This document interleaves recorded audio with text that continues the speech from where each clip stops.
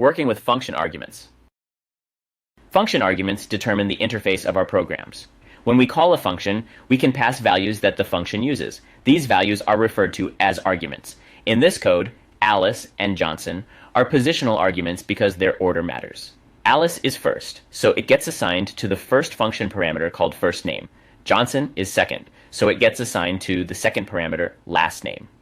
The greet function then prints a message using these arguments. When passing arguments, we can also pair a value with its parameter name. Using this method, the order of the arguments does not matter. Here, cat and whiskers are keyword arguments. Since we assign these values to specific parameters, it doesn't matter if we put name first or animal first when calling the function. They will be assigned to the correct parameter when the function runs.